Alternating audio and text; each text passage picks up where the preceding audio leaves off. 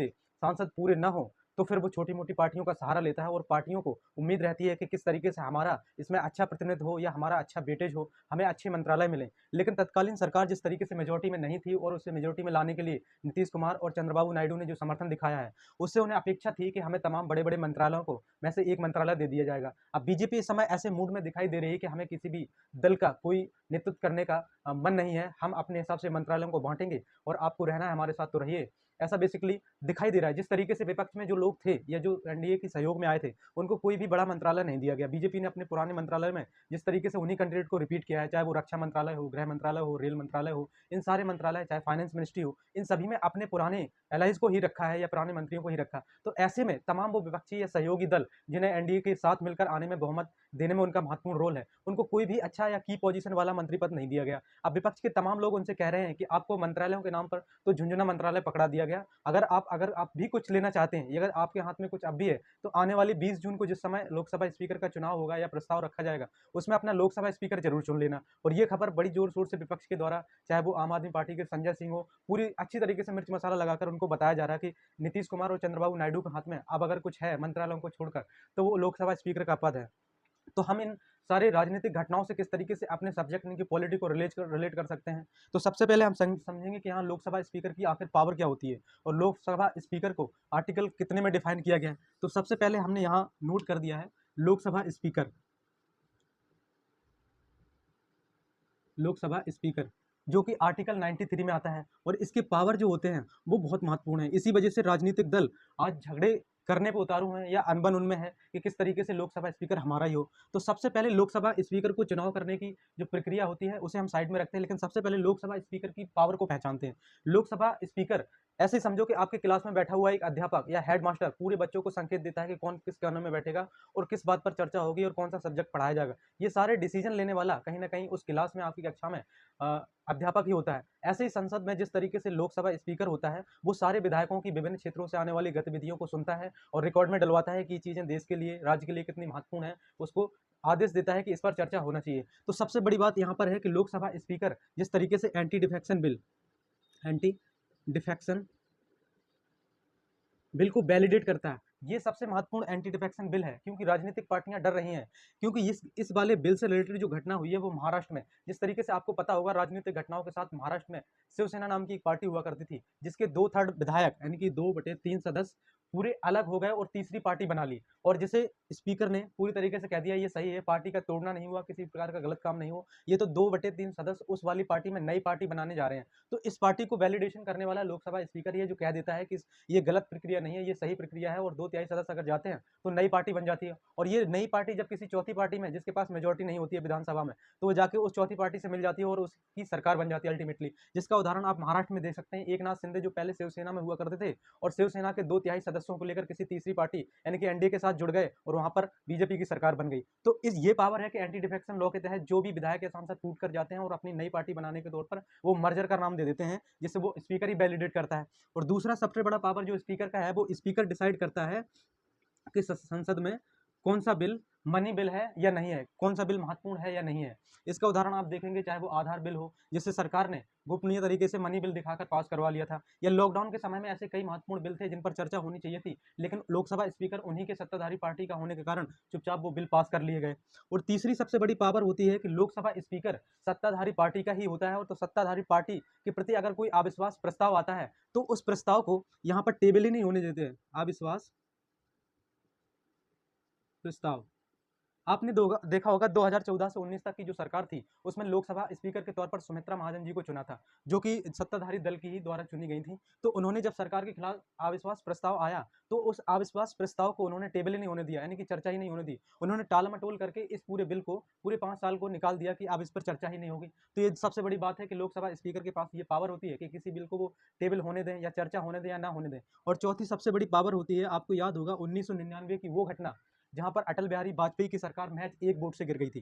तब यहाँ अटल बिहारी सरकार एक वोट से क्यों गिरी थी? सपोज 269 सीटें थी उस समय एनडीए की और 270 थी यूपीए की। अब जो एक वोट का जो यहाँ पर डिफरेंस दिख रहा है, ये डिफरेंस उस समय लोकसभा स्पीकर की वजह से दिखा। कैसे? लोकसभा स्पीकर अपने अंतिम समय में अपने कॉन्शियस माइंड से अपने निर्णय को स्थगित कर लोगों को सलाह दे सकता है या वोट करने के लिए राजी कर सकता है। जैसे उस समय जो लोकसभा स्पीकर हुआ करते थे उनका नाम था जेएमसी बाल योगी, जो कि किसी राज्य के मुख्यमंत्री यानी कि विधानसभा के सदस्य भी थे और लोकसभा के सदस्य भी थे। उन्होंने उधर विधानसभा में शपथ लेकर प्रधान मुख्यमंत्री का पद संभाल लिया था और इधर लोकसभा में उन्होंने इस्तीफा नहीं दिया था। तो कहीं ना कहीं वहाँ लोकसभा स्पीकर को एक वाक्य याद आया कि कहीं ना कहीं उस सदस्य की अगर मानता है और उसका वोट अभी भी जीवित है, क्योंकि उसने लोकसभा से तो इस्तीफा दिया ही नहीं है, त्याग पत्र दिया ही नहीं, और उधर विधानसभा में वो मुख्यमंत्री बन गए। तो उन्होंने उनको बुलाकर एक वोट एंटी डिफेक्शन लॉ के तहत यहाँ पे करवा दिया था। तो ये वोट जब इधर आया तो इस समय एक वोट से एनडीए की सरकार गिर गई थी और उस समय प्रधानमंत्री अटल बिहारी वाजपेयी थे। तो अल्टीमेटली एंटी जो लोकसभा स्पीकर है उसके चार सारे बहुत महत्वपूर्ण जो पावर है इसकी वजह से सत्ताधारी दल लड़ रहे हैं। तो आर्टिकल 93 में लोकसभा स्पीकर का जिक्र है और लोकसभा स्पीकर की जो पावर है वो यहाँ पर आपने देखी कि सबसे पहली पावर है एंटी डिफेक्शन लॉ के तहत कोई पुरानी पार्टी के अगर 2/3 सदस्य 2/3 सदस्य अगर टूटकर किसी तीसरी पार्टी बनाते हैं तो उसे लोकसभा स्पीकर वैलिडेट करता है कि ये पार्टी नहीं बनी और उसे मर्जर का रूप दे दिया जाएगा, तो उसे सही ठहराता है। और दूसरी सबसे बड़ी पावर है कि मनी बिल, कौन सा बिल महत्वपूर्ण है कौन सा नहीं है ये लोकसभा स्पीकर ही डिसाइड करेगा। तीसरा, अविश्वास प्रस्ताव अगर आता है सरकार के खिलाफ तो वो उसको टेबल ही नहीं होने देगा, कभी चर्चा ही नहीं होने देगा, ये उसके पास उसकी खुद की पावर होती है। और चौथी पावर जो होती है कि वो किस तरीके से लोकसभा स्पीकर लास्ट में अंतिम क्षण में वोटिंग करवाते समय किसी एक पक्ष को अपना कॉन्शियस वोट देकर सरकार को भी गिरा सकता है। तो लोकसभा स्पीकर की इतनी सारी पावर क्यों ना विपक्ष और छोटे मोटे राजनीतिक दल लेना चाहते हैं, क्योंकि छोटे मोटे राजनीतिक दलों को तो डर है कि कहीं शिवसेना की तरह हमारी पार्टियों को भी तोड़कर एक नया दल बना दिया जाए और हमारी पार्टियां फिर से बर्बाद हो जाएं। तो अब हमने यहाँ पर देखा कि लोकसभा स्पीकर की पावर क्या क्या होती है। अब हम देख लेते हैं कि लोकसभा स्पीकर को आखिर ओथ कौन दिलाता है, यानी कि शपथ कौन दिलाता है। तो सबसे पहले जैसे ही चुनाव शुरू होते हैं और चुनाव होने के बाद तो कुछ समय बाद राष्ट्रपति जी हमारे एक स्पीकर नियुक्त करते हैं, जिसे प्रोटेम स्पीकर कहा जाता है।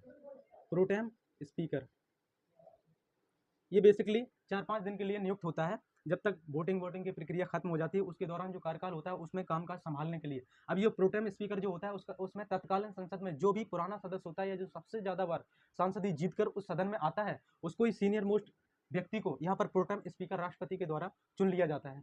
अब ये प्रोटेम स्पीकर चुनने के बाद जब सत्ताधारी दल कोई सत्ता में आता है और अपनी पूर्ण सरकार बना लेता है तो उस समय बाद ये अपने स्पीकर को चुनाव करता है। जैसे कि एनडीए इस समय सत्ता में आई है नीतीश कुमार और चंद्रबाबू नायडू की वजह से।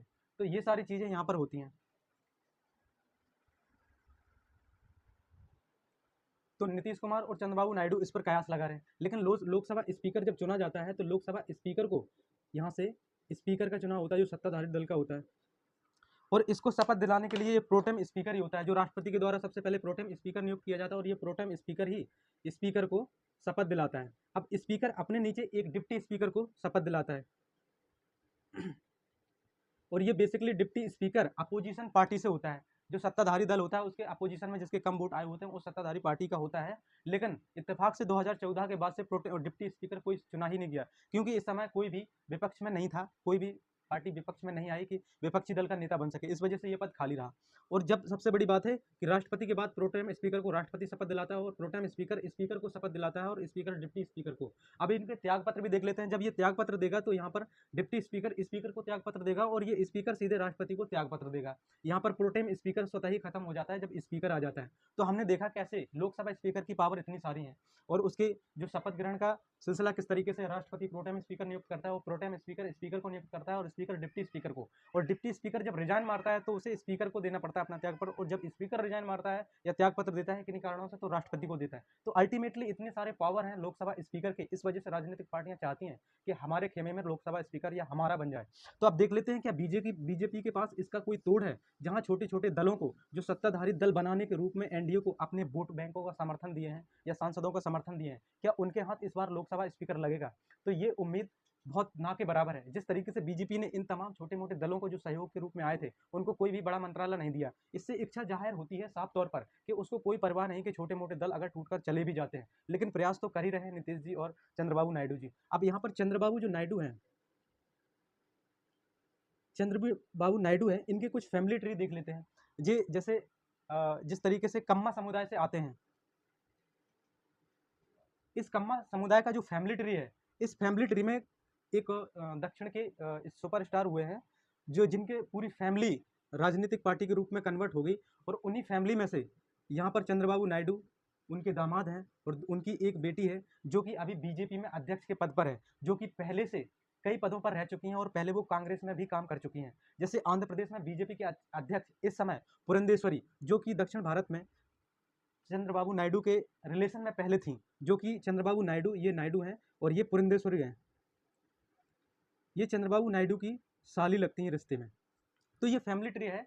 इस फैमिली ट्री को बीजेपी इंट्रोड्यूस करना चाहती है पुरंदेश्वरी को, इस समय जो बीजेपी की लोकसभा अध्यक्ष हैं आंध्र प्रदेश में, कि उन्हें लोकसभा स्पीकर का पद दे दिया जाए, क्योंकि चंद्रबाबू नायडू इनके नाम पर मना भी नहीं कर पाएंगे। क्योंकि जब इनके ये पुरंदेश्वरी हैं, जब ये सत्ता जो संभाल रहे हैं चंद्रबाबू नायडू, कहीं ना कहीं उस पुरानी पार्टी को ही मर्जर करके एक नई पार्टी बनी थी, जिसे तेलुगु देशम पार्टी कहते हैं। और उस समय जो तख्ता पलट हुआ था पुरंदेश्वरी के पिता की पार्टी का, उस समय इन्होंने समर्थन किया था चंद्रबाबू नायडू का, कि चंद्रबाबू नायडू को मुख्यमंत्री बनने दिया जाए। तो उस समय का समर्थन क्या आज काम आएगा? चंद्रबाबू नायडू इनको वापस से समर्थन देंगे कि लोकसभा स्पीकर के पद के रूप में पुरंदेश्वरी को चुना जाता है, तो ये इनका समर्थन करेंगे। ये तो बहुत ही रोचक घटना हुई। लेकिन लोकसभा स्पीकर अगर बन जाता है एनडीए का या छोटे छोटे अलायंसों का, तो निश्चित तौर पर देखने वाली चीजें होंगी कि उसके पास इतनी सारी पावर होंगी, जहां लोकसभा स्पीकर संसद में किसी भी बिल को टेबल होने देगा या नहीं देगा, ये उसकी अपनी मंशा होती है। अगर कोई बिल महत्वपूर्ण है तो वो खुद से डिसाइड करेगा ये महत्वपूर्ण है या नहीं, इस पर चर्चा होना चाहिए या नहीं। और सबसे बड़ी बात एंटी डिफेक्शन लॉ, जो कि किसी भी पार्टी को तोड़कर कोई तीसरी पार्टी बनती है, तो वो तीसरी पार्टी को वो मर्जर कहलाता है, यानी कि नई पार्टी का रूप दे देता है और सिंबल भी दे देता है, जिससे वो चौथी पार्टी में मिल जाती है और सत्ता में आ जाती है। इन्हीं सारे डरों के कारण विपक्षी दल